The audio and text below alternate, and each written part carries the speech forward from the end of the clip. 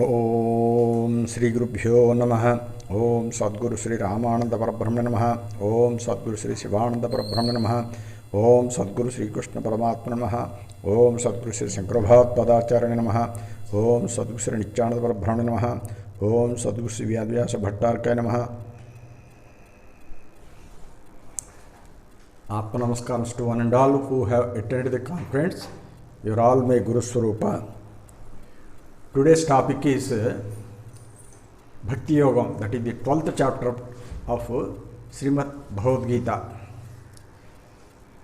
This Bhakti Yogam, some bhaktas who are very fond of this 12th chapter, they will get it by hearted,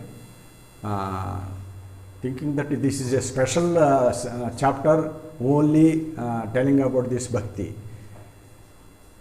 What is there in this chapter we will go. Before going to into details of this Bhakti Yogam, let us try to know what is meant by bhakti. Bhakti means, that is love. Love means prema, Telugu we say. So love to whom? Whom do we want to love? So we say that we love God. Who is God then? Where is God then? That is the thing. So if you want to love God, you must know the complete picture about God. So God means, we till now are we say that some form, but till now up to the 11th chapter we came to know that God is not in the form. Then what is the how to love God when He is not in shape? That is the thing. In Uttar Gita,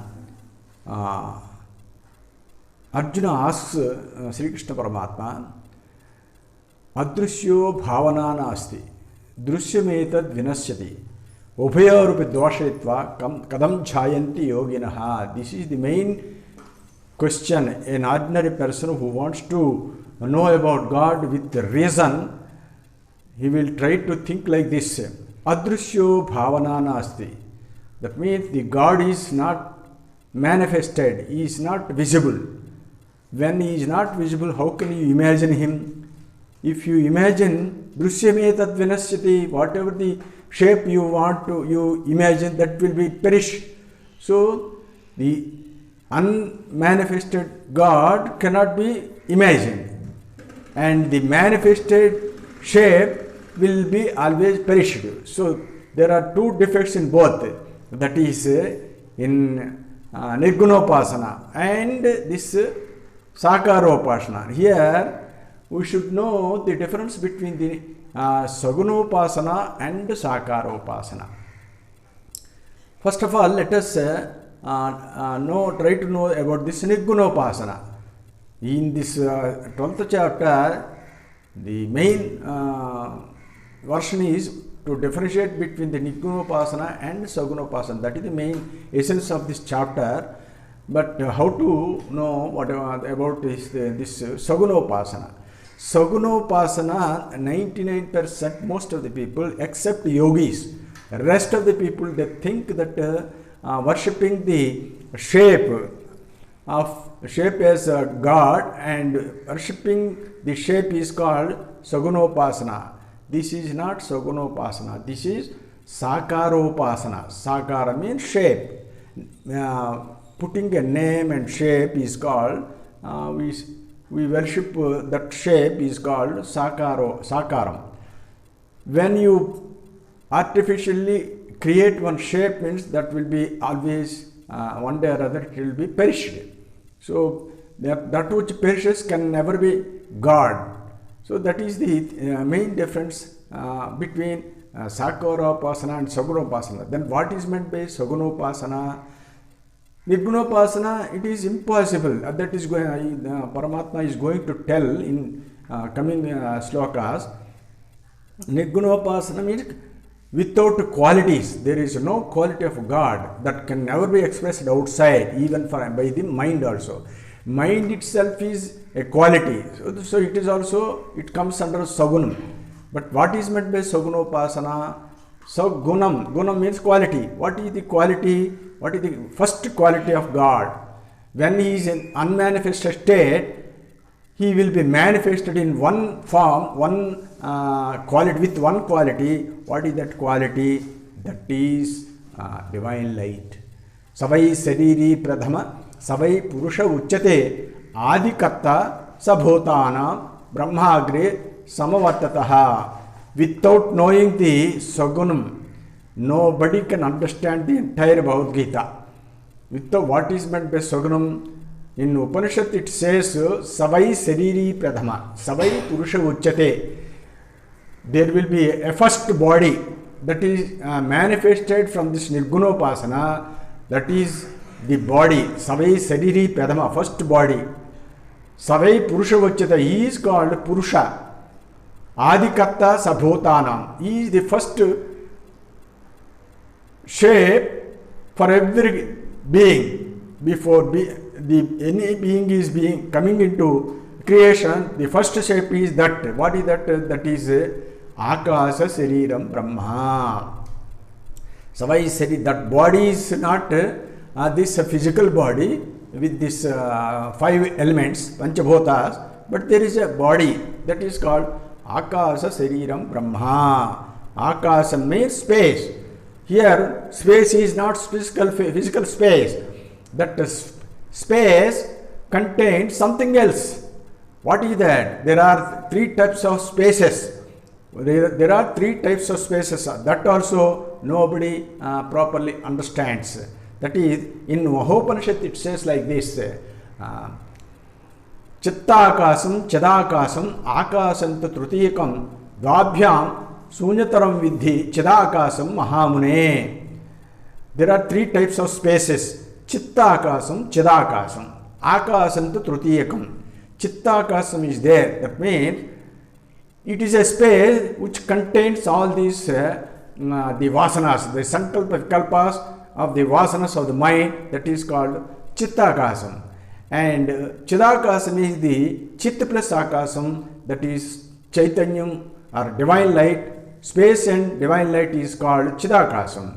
And Akasam, that is Bhutakasam. That means whatever you say that among the Panchabhutas, the topmost Bhutam is the material element, that is Bhutakasam. Dvabhyam, there are 2. Sunyataram Vidhi, they are always never existing. What are they? Chittakasam and Bhutakasam. They are never existing. They will appear for some time and one day or other they will disappear. But Chidakasam Mahamune, among the 3, Chidakasam will always remain. What is that Chidakasam? Chit plus Akasam. Chidakasam. Chit means divine light and space. Space and light is God. Our Gurudev used to say space and light is God. With that knowledge, so that's why it is called Satchidanandam. Sattu Chittu Anandam. Satyam Jnanam Ananta Brahma. Like that we are going on describing in the, that is, they are being described in the Upanishads. So that is the definition of God. God means it is not the shape, but with the unmanifested Aksharam will be turned, it will be taken in the shape of first body, that is Akasam. Akasam is Chidakasam. Chidakasam is space plus light plus space. The light, divine light in this space is called Chidakasam. So this is the shape of the God. That is Sagunam. That is the first quality of God. That is the first quality of God. See, it is an intermediate step between the Nirgunopasana and the Sakaropasana. Sakaropasana means you already told that whatever the shape, the physical shape is called Sakaram, and that shape has been derived from the divine light only, that is Sagunam. So Nirguna Parabrahma has been turned into Saguna Parabrahman. Saguna Parabrahman is nothing but divine light. From this divine light, all these shapes came into existence. So Panchabhutas containing this Sakaram. The Sakaram containing Panchabhutas will come under Sakaram. So this Sakaram Upasana, worshipping this Sakaram, this shape, will one day or other it will be perished. So it is of no use. And the Nirgunam, without quality, that can never be imagined. That is asked by Arjuna in Uttara Gita. Adrishyo bhavana nasti. That which cannot be seen, you can never imagine. Drusyametad vinasyati. Whatever you see, that is going to be perished. Ubhayorupi dvashetva. These two things are having defects. Katham jayanti yoginaha. How the yogis can worship you? That is the question raised by Arjuna in Uttara Gita. So unless you know this, then Lord Krishna replied in the same Uttara Gita, Ado mukhantu hrutpadmam udrusa pranavenatu. When your the heart which is in the form of lotus flower, closed in the form of bud, it is closed and it is looking downwards.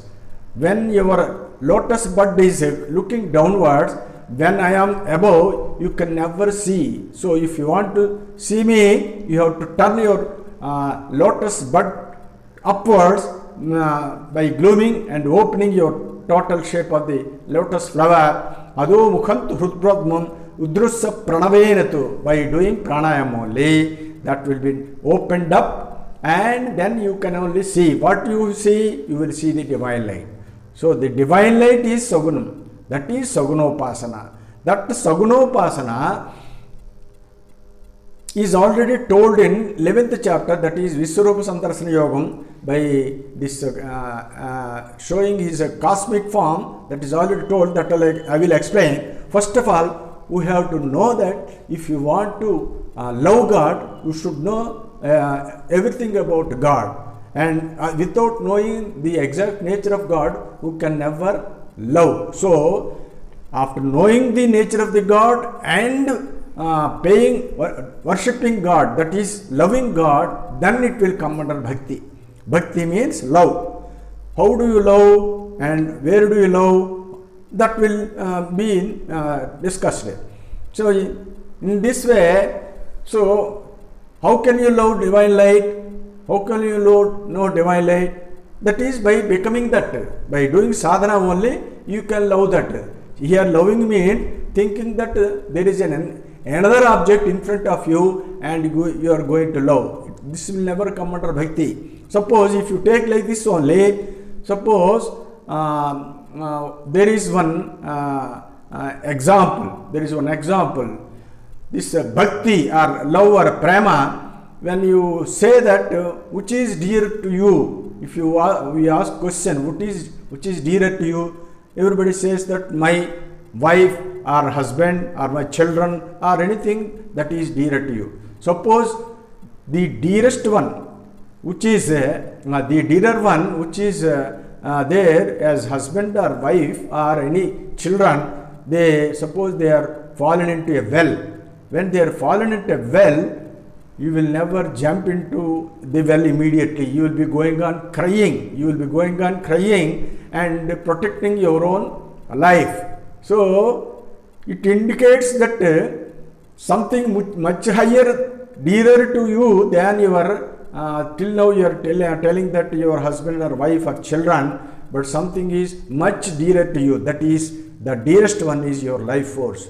To protect your life force only, you will never jump into the well. So that is the clear-cut indication. Knowingly or unknowingly, you are thinking that your life, your pranashakti is only the dearest one for you. So if you think that your life force is only the dearest one, you should love the life force. That love which is attended to your own life force is called bhakti. In that way, Shankaracharya told Swasrupanasandhanam bhaktiriccha vidhite. That is the merging your own nature into the self is called the bhakti. Here, regarding this Sagunopasana, in the 11th chapter, at the end of the 11th chapter, Paramatma told, Bhaktya Tanadaya Sakya Aham Ved Evam Vidorjuna Jnatum Drashtuncha Tatvena Praveshtuncha Parantapa. O Arjuna, you have till now you have seen my cosmic form. That is only possible for any person who got three qualities, that is Jnatum Drashtuncha Tattvena Praveshtuncha Parantapa, that is entering and seeing and knowing. Entering means there must be some spot, and entering means there must be something going to be entered. That is the this Brahmarandram and the Buddhiguha, and the entering thing is the life force, the life. So after entering into the Buddhiguha, you will see the divine light, and after seeing the divine light, you will come to know that the entire universe is coming from this divine light only. That is called Ananya Bhakti. Everywhere Ananya Bhakti, Ananya Chintana, whatever, wherever these two terms are used, that indicates you have to go within yourself by doing pranayama sadhana. By doing pranayama sadhana. So in this way, Arjuna now questioning. He has already experienced seeing this Viswarupam, that cosmic form. Now he has got still some doubt. Is there any other higher devotion or any other effort to know about knowing God? He has got some question. Like in that way, he is now asking, Evam satata yukta bhakta svam paryupasate ye tvaksharam avyakta tesham ke yoga vittamaha. This is the question raised by Arjuna. Already, evam satata yukta ye bhakta stvam paryupasate. Evam means thus in the sense, in the continuation of the 11th chapter, that is by seeing this cosmic form, by having this Ananya Bhakti, those people who have done this yogam and seen this divine light, that is called Sagunopasana. By doing Sagunopasana, you can, I have seen, but there may be chances of another chance of knowing you. What is that? Ye tyaksharam avyaktam tesham ke yoga vittamaha.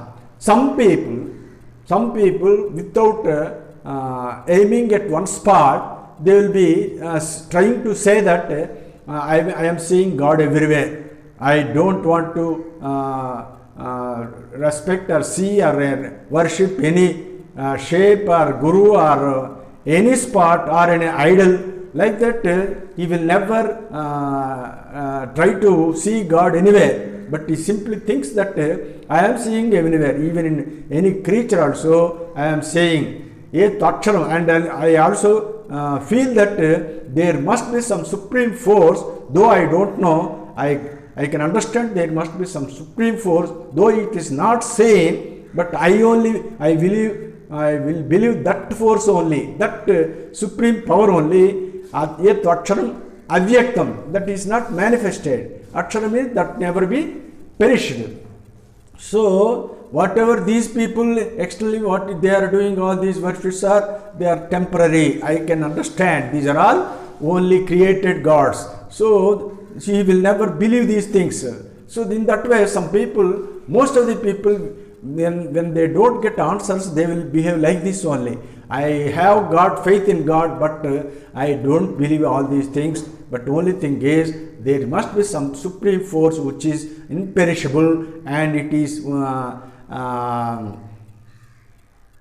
unmanifested. So, ye taksharam avyaktam tesham ke yoga vittamaha. There are such type of people are there. They are called nirgunopasakas. They are called nirgunopasakas.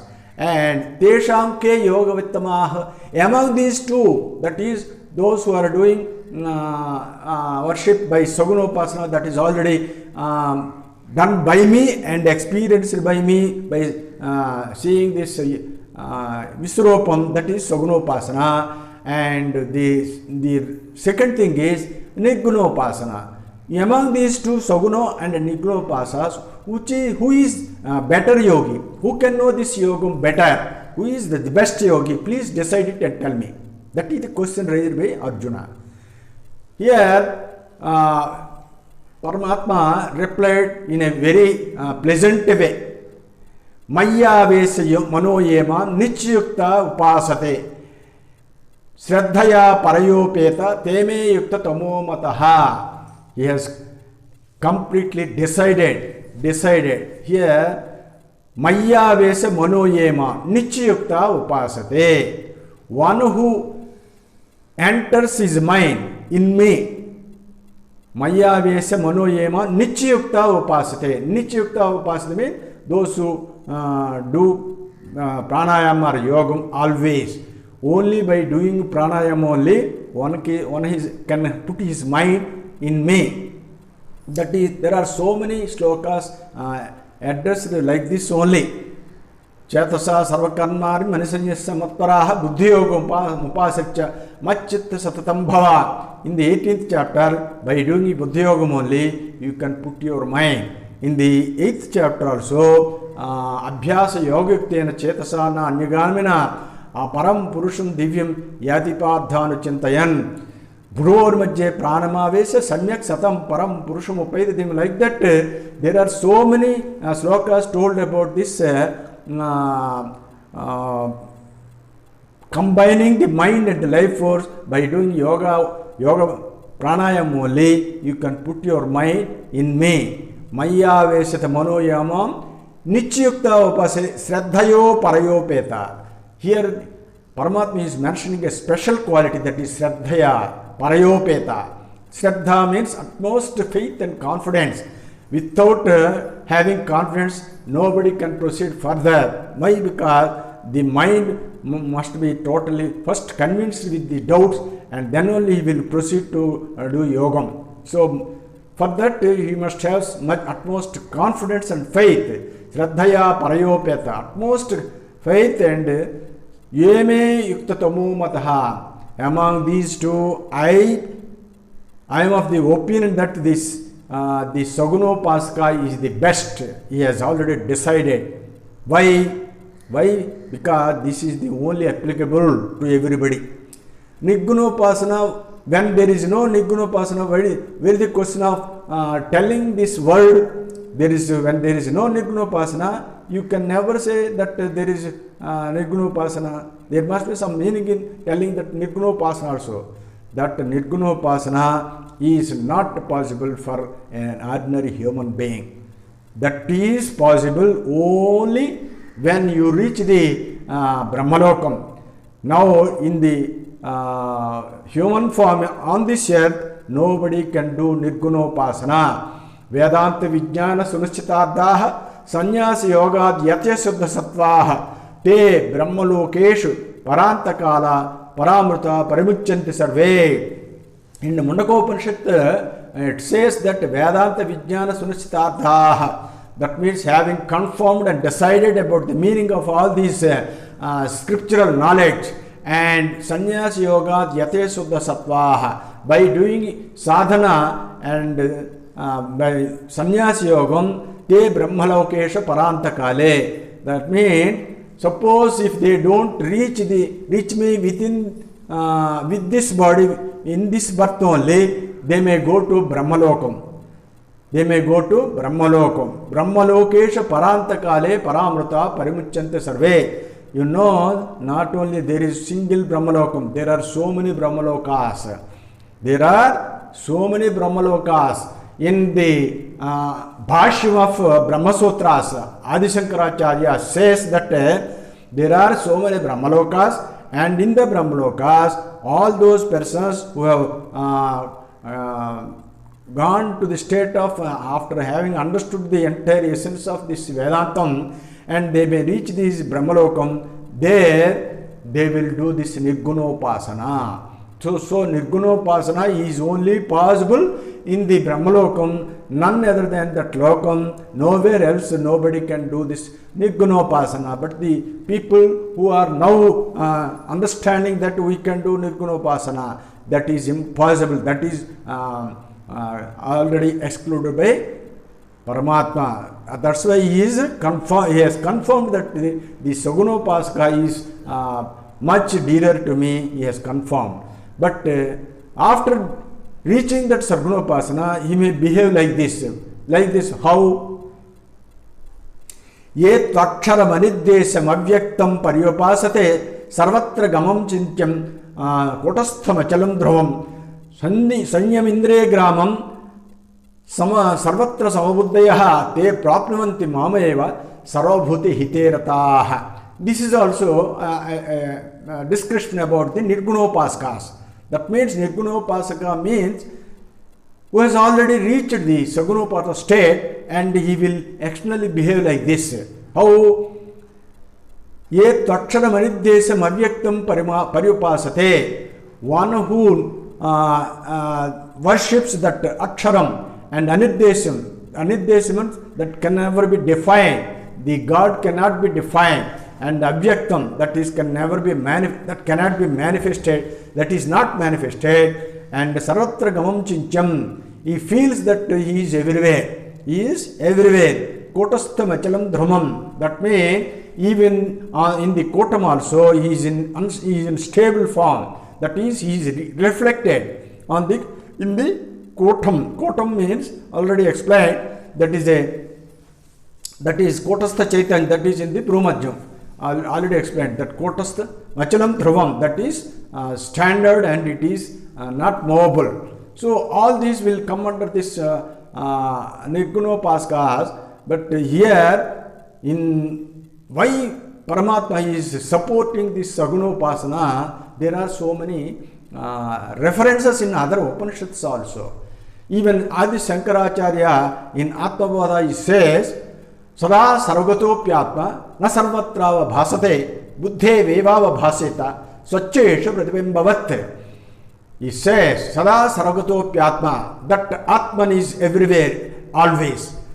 Na sarvatra bhasate, it is not being reflected, not being perceived by anywhere, but it is perceived only where buddhe vevava bhaseta.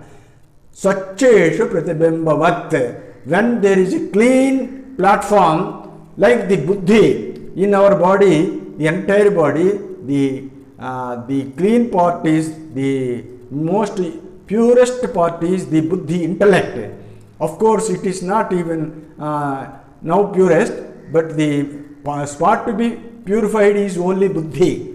Buddhe vevava bhaseta swacheshu pratibimbavat. Just like the sun or moon reflects very clearly on the clean surface of water or mirror or anything, like that the Atman, though it is everywhere, it will be seen or perceived only on the surface of the clean of the intellect.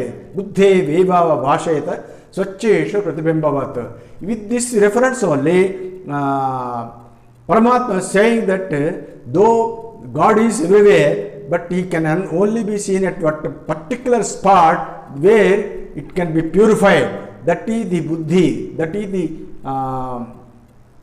intellect.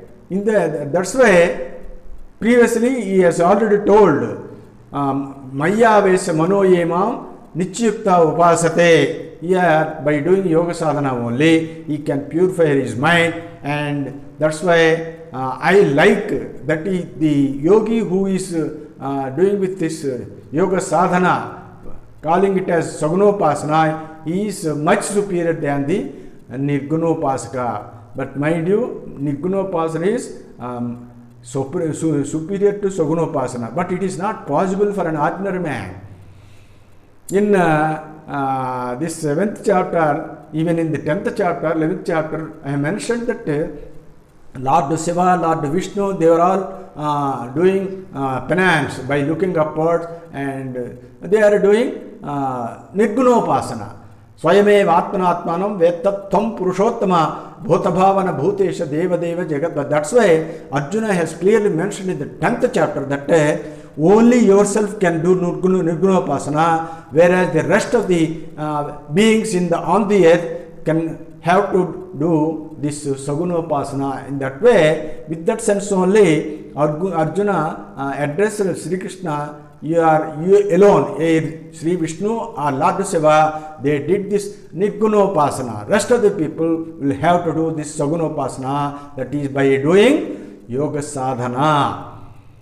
Yoga sadhana. Ye pyavyakshara akshara aniddesam avyaktam paripasate sarvatra gamam chinchim kotastam achalam dhramam sanyam indriya gravam sarvatra savabuddhayaha tre prapnuvanti mameva sarvabhuti hiterataha. He is going on explaining. That means sanyanam indriya gravam. Sanyam indriya gravam means by controlling the senses, by restraining the senses. Sarvatra savabuddhayaha. After controlling the senses, then you will see everywhere with any equal mind. That means equal balanced mind. With the equal mind, you can see that Atman or God everywhere. Te prapnuvanti mameva. They also know. They will also know me. Sarvabhuti hiterataha. They will be going doing good to all the beings. Here, sarvabhuti hiterataha meaning also is totally misunderstood by so many Vedantis. They also misunderstood about this sarvabhuti hiterataha. Our Gurudev used to say, what all these beings like, what are the likes of the all beings? Only two things, that is jihva and upastha. Prithviyam yanti bhutani jihvopastha nimittakam. Jihvopastha parityage prithviyam kim prayojanam. In Uttara Gita it says all these beings like these two things, that is jihva, that is food, and upastha means sex.